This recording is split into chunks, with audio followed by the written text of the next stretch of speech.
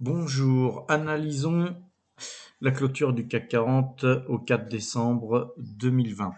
Alors, forte hausse en fait, hein, contre toute attente de ma part en tout cas, du CAC 40. Je vous expliquerai après pourquoi. Je suis repassé acheteur. Donc, je vous ai d'abord calculé les points pour la séance de lundi, avec évidemment une perspective haussière bien plus que baissière, puisque mes systèmes sont tous repassés à l'achat. Donc là, actuellement, le point pivot, c'est 5600. Donc c'est vraiment un point au-dessus duquel on sera super acheteur, hein, on va rester bullish grave au niveau de ce point, c'est-à-dire au-dessus de 5600. Donc certainement qu'on pourrait très bien aller venir le rechercher plusieurs fois, voire le casser un tout petit peu, pour repartir ensuite de plus belle à la hausse. Donc sur 5600, moi je serai beaucoup plus acheteur, hein. Mes pauses augmenteront sur ces zones-là qui seront pour moi des opportunités d'achat. Bon, je travaillerai sur le 5 minutes, voire le 15 minutes. Et l'objectif est d'aller toujours sur ce fameux point qui était pour moi 5618, mais on a modifié ce point à 5613 puisqu'on est revenu beaucoup plus souvent sur 5613 que 5618, comme quoi il n'y a pas assez de force pour aller toucher 5618.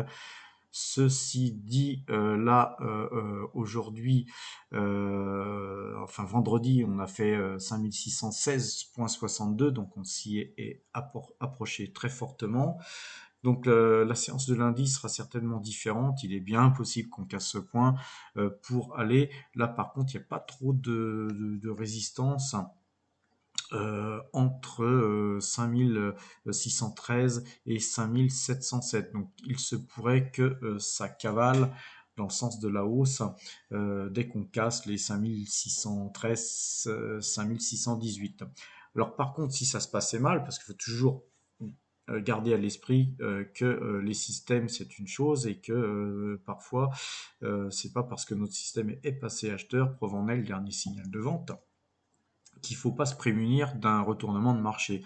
Donc en tout cas en dessous de 5540, on repasserait vendeur, et ça arrive, hein, ça arrive qu'en très forte volatilité, le CAC parfois peut aller toucher 5707 et puis redégringoler à 5540. C'est pas impossible. Alors d'ailleurs, si on allait toucher 5707, DMI là que je vous ai calculé changera, puisque si on fait des plus hauts, les calculs changeront. Donc dans ces cas très précis, surtout regardez Directional Index Mouvement 2 en temps réel sur zone bourse, parce que sinon vous risquez de couper vos positions sur un point qui ne serait pas qui ne serait plus d'actualité. Donc après, franchement, le point que je vous ai calculé, normalement ne devrait même pas être touché lundi si tout se passe bien. Mais au cas où il serait touché, le support, la S3, serait à 5486. Alors pourquoi je suis repassé très haussier? D'abord parce que au niveau des actions, hein, moi de mon portefeuille actions, je suis toujours resté haussier, quand bien même que sur le futur, j'avais des positions, je prenais des positions baissières sur l'ensemble de ces journées là que vous voyez sur ces trois bougies. Et pourquoi? Pourquoi? Tout simplement parce qu'en fait, tout se jouait toujours sur la dernière demi-heure ou la dernière heure de clôture, où on voyait le marché bouger de façon indécente en l'espace de 30 minutes, et tout ça posait question, comme je vous l'avais dit dans les précédentes vidéos. C'était quelque chose de pas très sain, puisqu'on sentait qu'il y avait des grosses mains qui souhaitaient tirer le marché d'une manière insidieuse et discrète, sans vouloir apparaître, on va dire, de nos yeux, de nous petits investisseurs. Alors, il y avait deux solutions. Soit c'était une manipulation de marché, et j'en ai déjà vu, donc des manipulations où en fait les robots viennent dessiner des bougies en fin de clôture pour prendre à contre-pied tous les analystes chartistes qui se disent, tiens, c'est une bougie ceci, c'est une bougie cela, donc le marché va faire ceci, le marché va faire cela. Et en fait, le lendemain, les robots, avec une puissance financière inégalée de par les petits investisseurs que nous sommes, nous prennent à contre-pied et vont dans l'autre sens. C'est pour ça qu'il faut absolument avoir des points de coupe et des points des points au-delà duquel on ne lutte plus contre le marché parce que visiblement on a tort.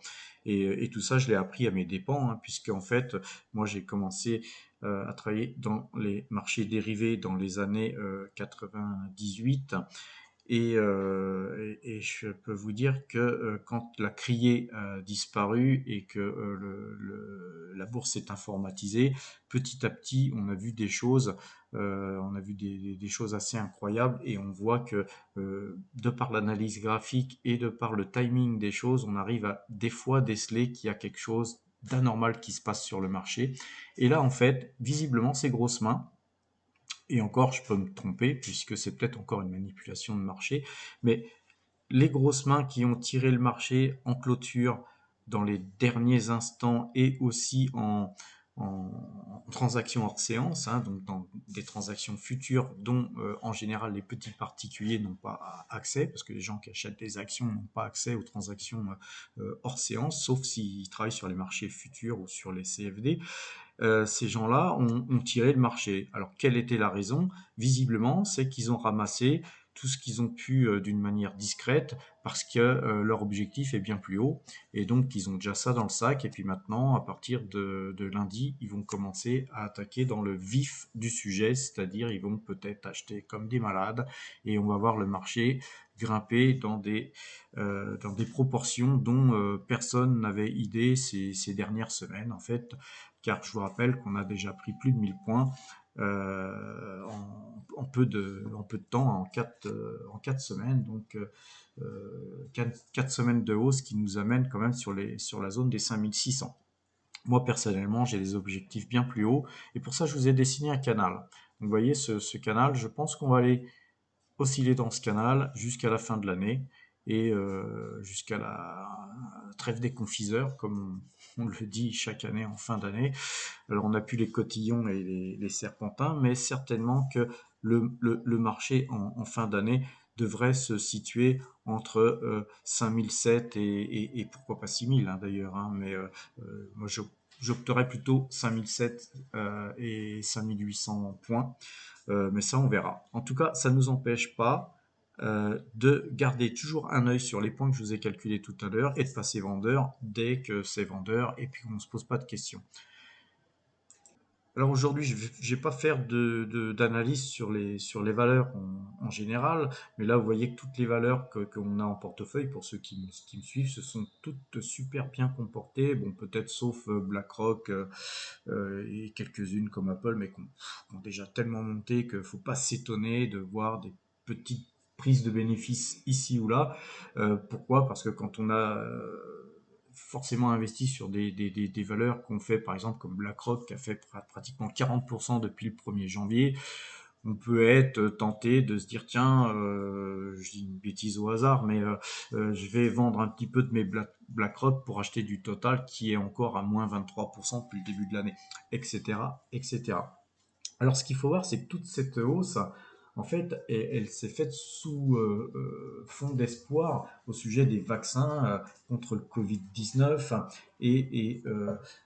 Malgré tout, c'est vrai que c'est un petit peu tendancieux parce que le vaccin, voilà, Pfizer ne sait pas s'ils vont pouvoir le distribuer à hauteur de même 50% de leur objectif d'ici la fin de l'année. Mais moi, je regarde un indicateur assez intéressant, c'est les matières premières. Et quand on voit en fait le prix du baril, l'évolution du prix du baril ces derniers jours, quand on voit les cours du Brent se rapprocher de la barre symbolique des 50 dollars, effectivement, effectivement, on peut se dire que si le pétrole se reprend, l'économie est certainement bien parti pour se reprendre, puisqu'en fait c'est un indicateur avancé, va-t-on dire, des marchés en général. Alors même si on a un petit rebond sur l'or, sur la bande basse du canal baissier, l'or reste toujours dans son canal baissier, donc ce qui implique qu'en fait il y a donc des gens qui sortent un petit peu de l'or de leur portefeuille pour se reporter sur le marché action, qui est un marché qui, pour ceux qui le font, qui paraît plus prometteur dans les mois qui viennent que l'or qui ne rapporte rien. Puis j'ajouterais aussi que quand on regarde les transactions qui se font, par exemple Salesforce qui rachète Slack pour 27,7 milliards de dollars, c'est vous dire un petit peu toutes les liquidités qu'il y a dans le marché. Et donc tout ça est en train de se déverser joyeusement. Et donc ça, plus les banques centrales, plus l'effet fin de Covid, qui est peut-être pas la fin du Covid, mais qui est dans tous les esprits, parce que la perspective en fait de vaccin encourage en ce sens, mais tout ça devrait contribuer à une hausse généralisée de pratiquement tout ce qui est papier, quoi. Toutes les actions devraient monter. À la limite, vous risquez pas de vous tromper en achetant X, Y ou Z. Je pense que pratiquement tout va monter. Bien sûr, certaines choses monteront plus que d'autres. En tout cas, on va se polariser, nous, sur les marchés, et donc sur le CAC 40 notamment. Et pour ce faire, on va faire une analyse donc sur MetaTrader 4. On va regarder un petit peu là sur mon compte FXCM l'analyse graphique du CAC 40 sur divers temps, à échelle de temps. Et là, on va se mettre carrément sur le monthly, hein. Donc on a chaque bougie, c'est une bougie, c'est un mois, hein. Donc là, vous avez le mois de décembre, le mois de novembre, et ainsi de suite. Donc on redescend. On voit que on a eu une très très forte baisse, et qu'ensuite on est rentré dans ce corps de bougie. On a à peu près retracé, et il a fallu 1, 2, 3, 4 voire 5, 6 mois où on est resté dans cette zone de retracement de 50% de cette baisse. Il nous a fallu 1, 2, 3, 4, on va dire 5 mois, on va dire, de temps pour retracer et rester dans cette zone où on a végété, en fait, avec quand même des fortes variations, hein. Mais là, je vous rappelle que c'est des bougies monthly, c'est une bougie, c'est un mois de transaction. Pour voir qu'au mois de novembre, on a tout cassé, hein, on a tout explosé, tous ces plus hauts là ont été fracassés, et on a clôturé au-dessus de l'ouverture, donc du début de la franche baisse qu'il y avait eu. Tout ça, c'était fortement acheteur, c'était un signal qui devait nous encourager à être plus acheteur que vendeur, dirais-je, même sur le court terme. Et on voit que début décembre, non seulement les choses se passent très bien, mais on gap. C'est assez rare de voir des gaps. Vous pouvez regarder, hein, sur toutes les bougies qu'il y a là depuis, euh, depuis août 2017, hein, c'est peu dire. Vous avez pratiquement pas de gap. Vous avez un léger ici, très peu, mais sinon, en général, il n'y a pas de gap. Et là, on voit qu'il n'y a pas un gap de très peu. Vous avez un gros gap en amplitude qui s'est fait. Et donc, globalement, tout ça encourage à être très acheteur. Maintenant, on va regarder le weekly. Donc, sur des bougies semaines, sur des bougies semaines, c'est la même chose, mais en différence. Là, vous voyez, il y avait un gap. Et on l'a sur le gap weekly, on l'a pulvérisé, et puis petit à petit, on continue son petit bonhomme de chemin de hausse. Alors, ce qu'il faut voir, je ne voulais pas montrer, mais sur le monthly, je vais revenir. En fait, aussi, on est sorti du nuage en monthly, hein. Là, on a eu du mal à sortir du nuage. Là, on y était sorti. Et là, on a une confirmation de sortie de nuage monthly. Alors, monthly, c'est pas très fort, c'est hyper puissant. Voilà. En général, les graphiques, hein, monthly sont beaucoup plus puissants que le reste. On a la même chose là en weekly. on est sorti du nuage, disons qu'on était sorti là, et puis là on avait la confirmation. Et là on a une super confirmation.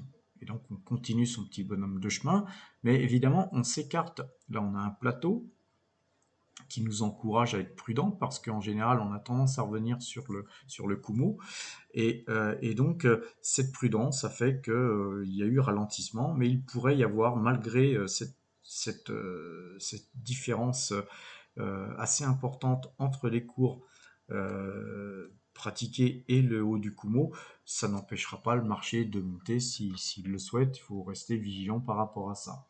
En Delhi, on a la même configuration. On avait un plateau ici, on est sorti, on a une confirmation qui n'était pas franchouillarde haussière puisqu'elle était quand même rouge, et on a la super confirmation ici en Delhi, alors qu'ici en plus on avait une sortie de Bollinger magnifique, donc on a eu un, un retracement de la baisse qui s'est faite à une vitesse extrêmement importante, gap, et donc gap de continuation, hein, de hausse, et puis hausse extrêmement importante, puis ralentissement. Pourquoi ralentissement? Parce que plateau sur Ichimoku.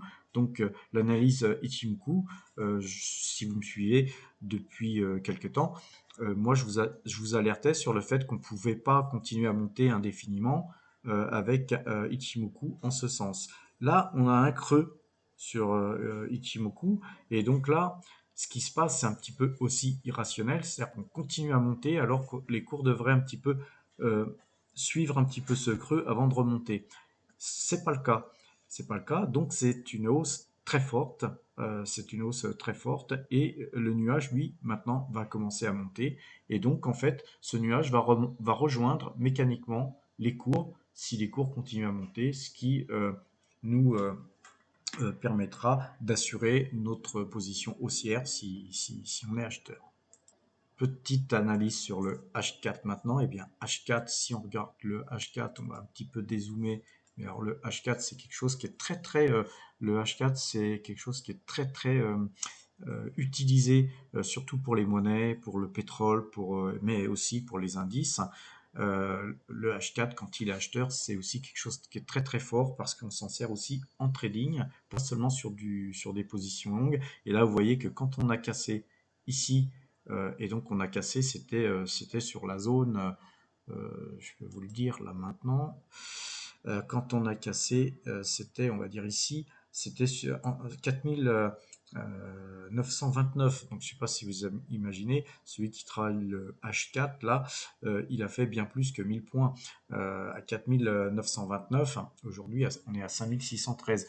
Euh, Jamais on a même été touché le Kumo. Jamais on a même été touché le Kumo, ce qui est une force extraordinaire à la hausse. C'est pour ça que moi je suis très acheteur d'ailleurs depuis le début de cette cassure, mais c'est pas tout. Il y a d'autres paramètres qui me faisaient dire que ce marché est hyper acheteur.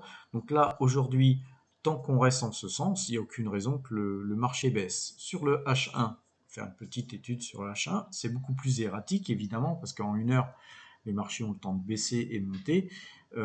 Et là, sur cette dernière, sur ce dernier rebond, hein, puisque c'est un rebond sur le Kumo, on voit qu'on s'en écarte bien et que la dernière heure fut très positive pour le CAC 40. Et vous voyez bien que le Kumo, lui, il commence sur le 1 heure, on voit bien qu'il commence à monter. Alors que sur le 4 heures et le daily, c'est beaucoup moins flagrant. Sur le 30 minutes, et ben on a la même configuration. On avait cassé, là, c'était un faux signal, mais on a bien vu qu'ici, que ici, la remontée fut très forte. Et donc, on est dans un range qui reste haussier. Hein. Il n'y a pas à tortiller, on ne voit que la hausse.